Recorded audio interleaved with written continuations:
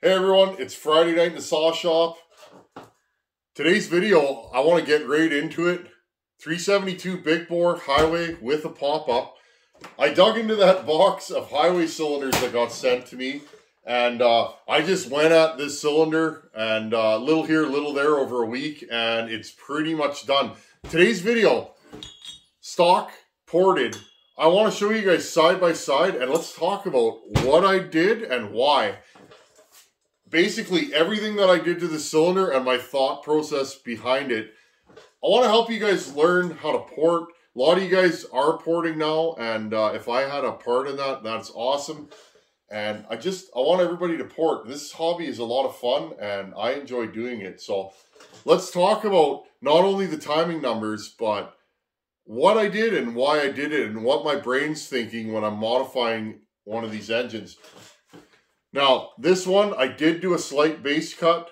I cut about 0.04 off of it just to tighten up the squish, just a hair. I could have run it stock the way it was. My squish with sealant is going to be about 20 thousandths now. It would have been about 24, 25 without sealant. That's pretty much bang on. So I did do a base cut. With the base cut, my timing was 101 after top dead center on the exhaust, which is a great number for one of these saws. Transfers opened at 125 after top dead center. That's primary and secondary. There's 4 transfers in this saw, 2 on each side. So 24 degrees of blowdown, and my intake was at 72, which is 144. My ported numbers, friends, are 100 after top dead center. So I raised the exhaust roof 1 degree, widened it a bit, and shaped it, and I'll show you guys that. My transfers now open at 124, so I did raise them 1 degree, and my intake duration is 154. So I did add quite a bit of intake timing to this saw, roughly about 10 degrees. Now, I'm going to show you guys what I did, why I did it, and I got a big spider on my leg, friends. Good day, spider. Oh no, it's a ladybug. Oh, good thing it wasn't one of those. What are those called, friends? The Asian ones that bite. Whew! I was painting a house about 5 years ago. Those things lit me up. I didn't know ladybugs could be so angry. Anyhow, I added 10 degrees of intake timing, and I'm going to show you guys what I did, why I did it, and just kind of the ins and outs. One thing I will say, friends, and again, thank you to Hyway and Wolf Creek for believing in what I do here. They sent me a box of these 372 cylinders. I did note when I unboxed them that the porting, or not the porting, the plating is slightly a different color, and I was curious. Friends, I gotta say, I've done 2 cylinders now from that box. This is some of the best plating I've ever ground. It's hard, but it grinds nice. It's a good blend. And some of the aftermarket cylinders you get, the plating's soft like butter, and you can just cut right through it. That's the plating that's going to wear out right away. The opposite end of the spectrum is plating that's too hard. And that stuff can be a nightmare to grind. This stuff was like beautiful. Cut easy. I made quick work of the cylinder, friends. So I don't know what they did, but this is nice plating, and it ground so easily. I'll keep grinding the rest of that box and let you guys know at the end of the box what I think. But I've done 2 cylinders now, and it's exactly the kind of plating that I want to grind. So anyhow, friends, the truck video. I'm glad so many of you guys like seeing the junk I keep in my truck. I never really thought about it, but because I got rid of my old truck, I cleaned everything out of there, and I started going through, and it's like, wow, I keep a decent amount of stuff in my truck. Part of that is the climate, friends. Part of that is I'm rural. And the other part is I've been living and working out of a work truck for the last 20 years. I'm on sites. I drive all over the place working. And I tend to have stuff in my vehicle because the chances of me getting stranded in the winter are pretty good. And being alone. So one thing I did leave out, and you guys are right, a good candle. I always thought one of those big candles, maybe not one of those scented ones, like the kind that your wife has on the, on the coffee table. My wife used to burn candles all the time. Can't do that so much now that we got the little one, but one of those, if you lit that up, would probably generate some decent heat in the cab. And the other thing you guys mentioned is like a traction compound, a bag of ashes.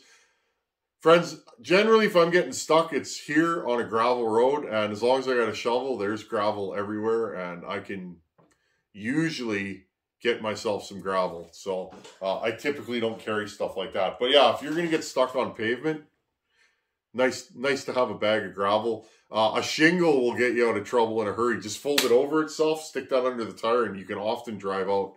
Done that many times on a job site. Okay, anyhow, I'm going to bring you guys in.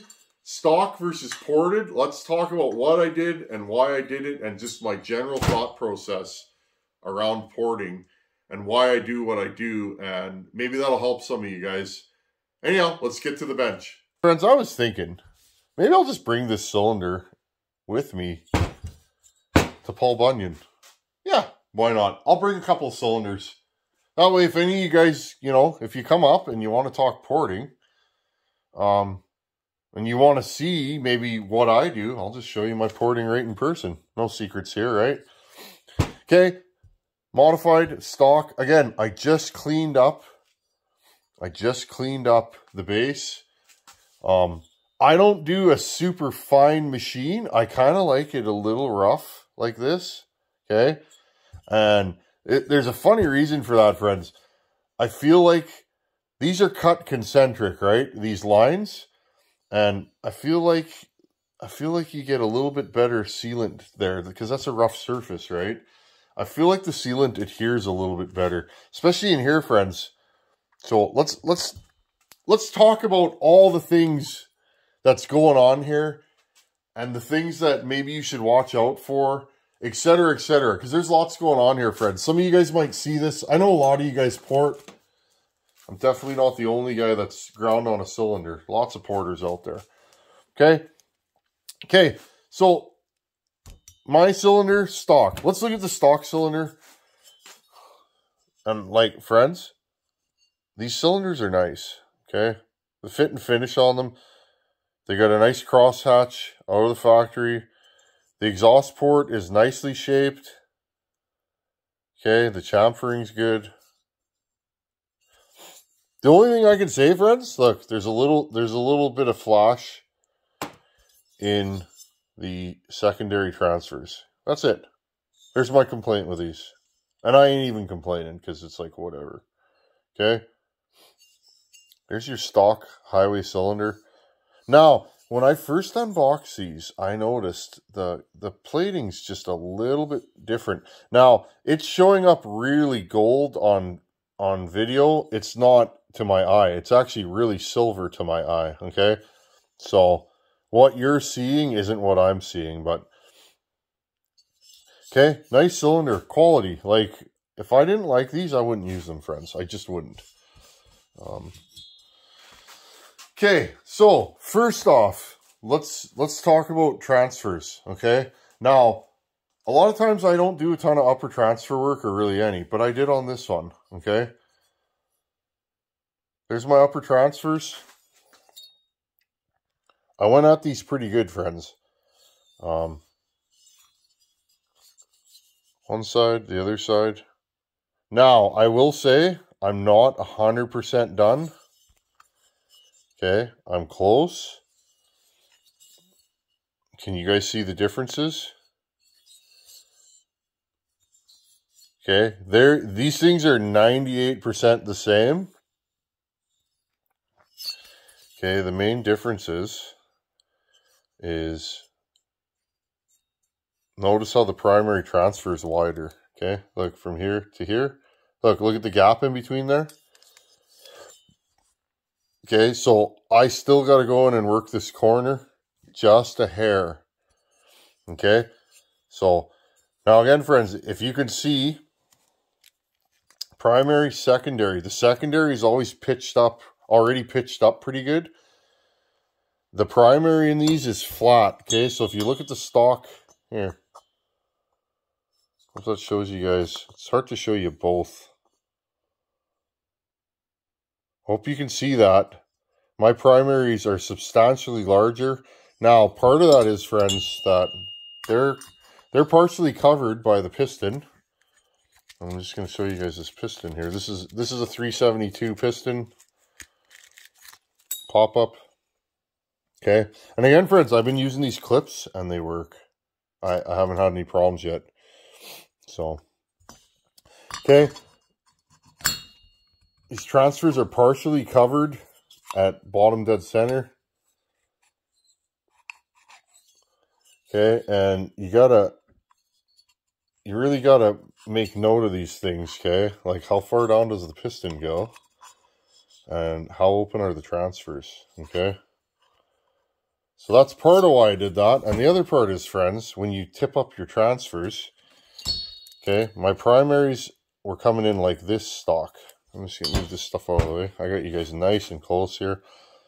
My primary's open and they're going like this. They're going to hit that and they're probably going to swirl a bit. Now this is all happening in a millisecond, a microsecond even. Okay, so again, it opens, it's going to hit that and it's going to swirl. So I pitch them up. There you go. Okay, I pitch them up a bit. So that the air is going to come in and over that pop-up. Okay, so that's mainly why I did that, is to avoid hitting the pop-up. There's other reasons, but that's the main reason. Okay, now, intake timing. So this thing was at 144 stock.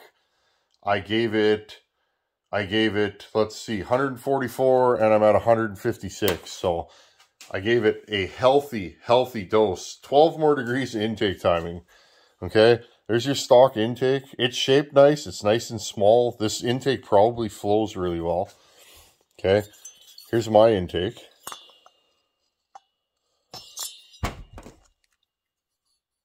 I've done this on other saws, and it seems to work. Let's see. There you go. Focus. I pitch those things up a little bit in the corners here. Okay. And my thoughts on this is it helps direct the air around the crankshaft. Okay. And again, less turbulence. Everything's happening really fast in these. So I did that. Again, here's the stock one.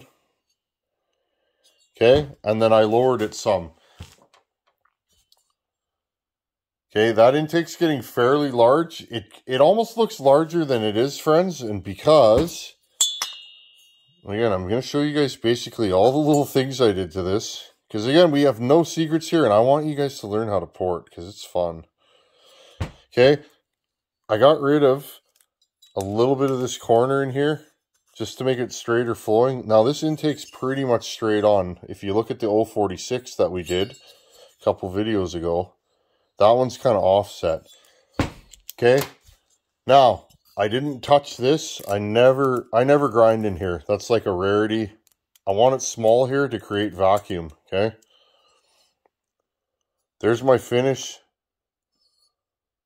Super rough. I don't polish or smooth anything. I don't touch this. I want that there, friends, because that's going to retain your ring, okay?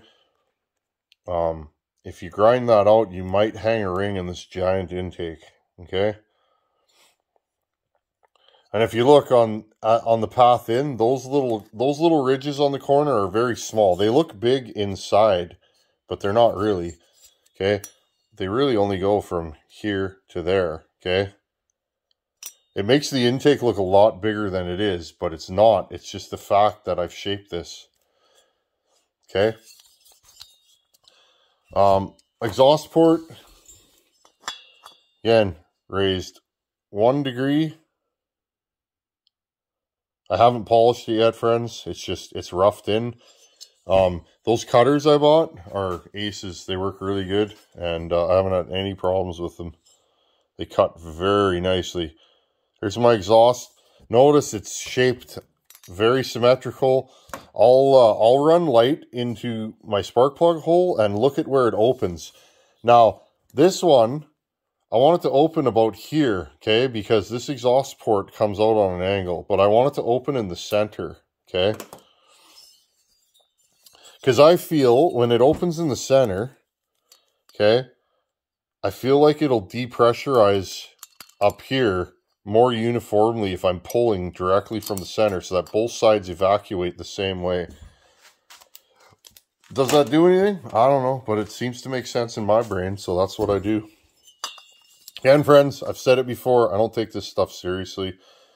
My saw builds, I take seriously, but I don't, you know, I don't take building saws seriously. It's just something I do for fun. Okay, now, transfers, stock. Here, let's hold these side by side. Huge, huge difference. Okay, so how I do these is, and I haven't done a ton of 372s, but I've done a few cylinders lately in my 365. I start by grinding this away, this skirt. Okay, so it's pretty much flush with the flange. I've seen some arguments online that you don't need to do that, but I mean, if you look at a set of cases, do I have a set here? Hold on a second, friends. Here's a set of cases. The air, if you look at how deep that is compared to how deep that is, that lip sticks to here, which means all the air has to be pushed through about a 1/4 inch. Okay, from here to here is all the airflow you're getting up the transfers. So to me, it's like, why wouldn't you help that? That's a huge stifle point that needs to be eliminated. And if you look at the 390s, the 390s have that stock. So, okay, so I grind that away. Okay, as good and as straight as I can. Now, you don't have to worry too much, friends, because nothing's really ever touching there, right? I mean, it touches with the stock piston, but, you know, your ring's not going on there. Get it as straight as you can, and then clean it up. You can use a flat file if you want to do that. Mine are slightly lower than the flange, so I can't get a flat file in there, but if you leave them just proud, you could run a flat file across there and get them perfect. I'm never usually concerned about stuff like that, but if you guys want to make them perfect, you can definitely use a flat file. Okay, most of the work done, and I know it looks like both of them are gigantic. Most of the work I did is to the primary, this one. Okay, I went in and thinned it all the way into here, and I thinned here quite a bit, rounded it. And notice, out of the factory, there's a stifle point right here. Hope you guys can see that. See where the light's going through? Down in there, right there. See how it flares out? I got rid of that. Okay? So this thing flows. Like, you're getting air out of here right now. Okay? And I just went in and worked the corners and changed the path of them just a little bit. Raised them a bit. I just generally smoothed everything, but not... Friends, look how rough these are. I don't polish my transfers. And I believe in laminar flow. It's a thing. It's definitely a thing. Okay, so 100, 124, 156 on the intake. Okay, so 100 after top dead center. 124 after top dead center on the transfers. So we have 24 degrees of blowdown. And 154 total intake duration. Okay, intake's wider. Put those little ears in the corner. Exhaust is wider, slightly higher. Okay, most of the stuff I did to this is for airflow. I gave it more intake timing. Now the reason why I gave this more intake timing, everything below the upper transfers, okay, everything below here is case capacity. So everything around the crank and everything below here is case capacity. I have added a substantial amount of case capacity to this saw. So therefore, you know, this is a 750 milliliter jug of water. This is a 1 liter jug of water. Okay. And I'll just use that as an analogy. So if you have a bigger jug of water, you got to leave the tap on longer to fill it. Well, here's your tap. Think of this stuff in simple terms, friends. I remember when I started porting, everything was confusing. That's your tap. That's your jug. Bigger jug, hold the tap open longer. Now, if If your jug's too small and your tap's open for too long, what happens? You fill your jug and it spits back through the opening where the bottle goes on. Well, same thing happens with an intake. If you overfill your jug, what happens? More pressure in the jug and nowhere for the water to go, or the air and fuel in this case, and it spits back through the mouth of the intake. Pretty simple stuff, friends. That's how my brain works. Never claimed to be the smartest guy, but okay. So, if it's going to rain tomorrow, I want to finish this cylinder and maybe assemble 2 saws. We definitely need to do that. Anyhow, so again, I like to show you guys what I'm doing. No secrets here. There's my porting. Good, bad, or ugly, that's what I did, and we'll see how it runs. That's the only way to test your theories. I know this is going to run good. Friends, you can't build a bad 372. It's pretty much impossible.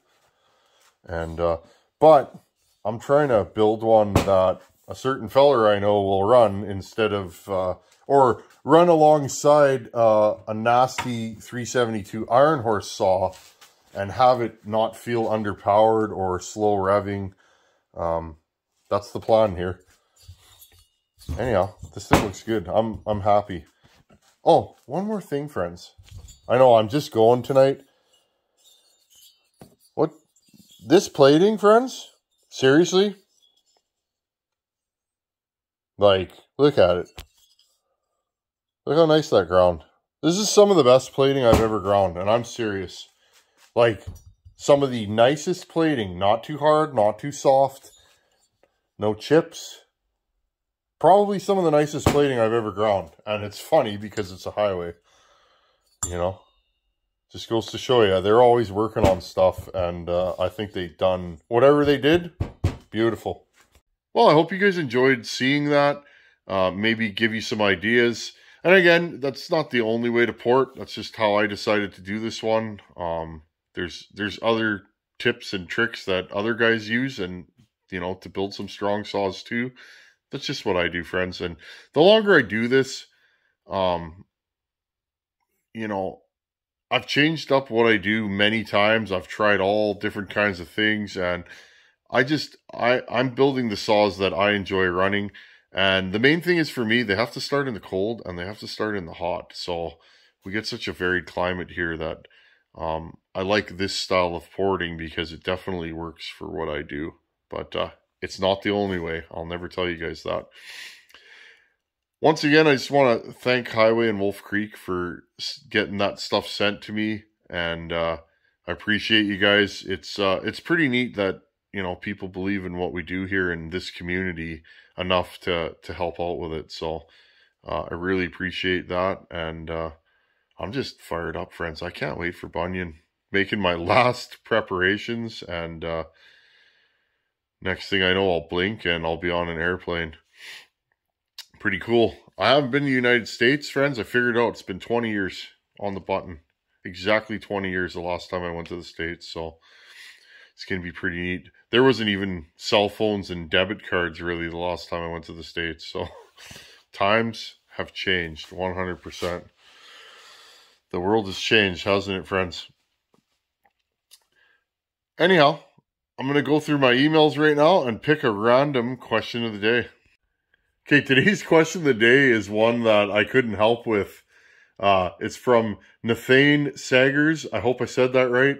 Nathane Sagers has a Johnson Red 2094, and he said it was missing the choke lever, and he said he found one, but it doesn't stay in place, and he's wondering if he was missing any parts. Well, I have a 2094 here, and I popped the hood, and then I realized mine doesn't have a choke lever either. Mine has a piece of wire attached to it. From your email, it looks like you have the right one. If it's popping off of the carb, I've had that happen. I'll get the smallest drill bit I can, and I'll drill a hole through the shaft, and I'll put a piece of wire in there to keep it from pulling out. Other than that, your choke lever looked 100% legit to me. So if it's popping off of the carb, either, you can heat it with a torch and bend it a little bit more so that it won't come out. Or like I said, drill it and put a piece of wire through there. Just a fine little piece of wire, like a strand from a thin wire out of a car or something like that, and it shouldn't pull out then. But sorry, buddy, I was gonna take you full pictures, but mine doesn't have a choke lever either, and that seems to be a thing on old Johnson Reds, older ones. They seem to be missing the choke lever often. I have several here like that, and that one's got it, but that's a 930, I believe. So that's a different setup, but that seems to be a thing with them. I wonder if it's just because it's just a rod and then the top cover sits on top of it. That's probably what it is. Anyhow, everybody, thanks for watching. Hopefully it doesn't rain tomorrow, and if it doesn't, I'm going cutting, and I'll have some footage for you guys. Thanks for watching. Take her easy. Later. Friends, here's the picture the fellow sent me. Is that the factory choke lever? Help a fellow out in the comments. If you know, or if you see something that you think's wrong, maybe post a comment. A lot of you guys know a lot more about them saws than me. Thanks. Later.